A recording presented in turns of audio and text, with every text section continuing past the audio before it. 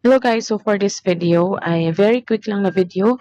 Makikita nyo na dito tayo sa Lazada and gagawin lang natin ay tuturuan ko kayo kung paano tayo mag-transfer ng pera from Lazada. So as you can see, nandito na tayo sa Lazada.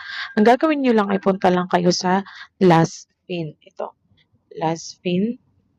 Ayan. So click nyo lang yan kasi dyan po may nalalagay or mapupunta yung mga pera na nakuha natin from the application. And makikita nyo dito, ayan, yung wallet, ayan sa taas. So, click nyo lang yan. Ayan, click nyo yung wallet.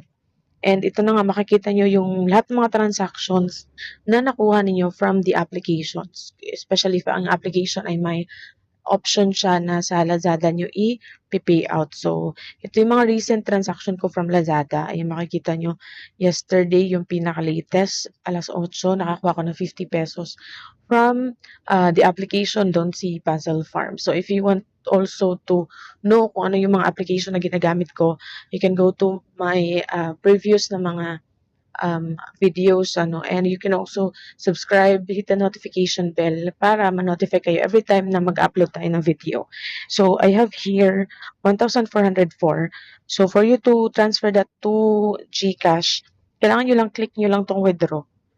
Ayan. Click nyo lang withdraw, and as you can see, you have withdrawal deposits, 1,400. Meron dyang 15 pesos fee per withdrawal. Okay? So, click nyo lang yan or meron din ditong refund 00 fee withdrawal. So, dito tayo of course sa withdrawable deposits. So, click natin yung continue. Again, 15 pesos lang po yung per withdrawal. Kaya, ang ginagamit ko talaga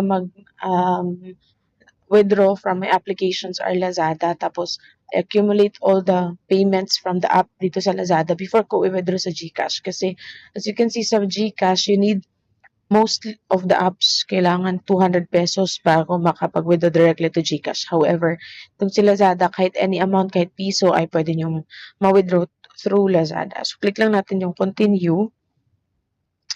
Ayan. And then, you have to enter your GCash. Yung number. So, kung if wala pa, click nyo lang dito na portion. But ako, nandyan na yung GCash kasi nakapag-transfer na rin ako dati. Then you have to click the amount. Tapos, click nyo lang dito, withdraw all. Okay? So, as you can see, withdraw natin ay 1,404. Click lang natin yung done. Ayan. And, makikita nyo dito yung amount na marireceive ninyo. Minus na po yan sa 15 pesos na transaction fee. Tapos, click lang po natin proceed. Okay, click na po natin proceed. And as you can see, amount to receive is 1,389 pesos. So, wait lang natin na dumating yan sa ating GCash account. Ayan siya. So, confirm withdraw lang tayo. Ayan. And then, verify nyo lang. And then, as you can see, verifying request, ayan, March 19. Tapos, automatic po, na-receive na po natin yung 1,389 na withdraw natin from Lazada to GCash. So, makikita nyo dyan. Yan, real time po yung withdrawal dito from Lazada to GCash. So, ganun po yung ginagawa ko para mas accumulate or makapag-withdraw tayo from the apps to Lazada and then Lazada to GCash. So, I hope ay meron kayong natutunan for this video and thank you so much for watching. Have a great day at God bless po sa inyo.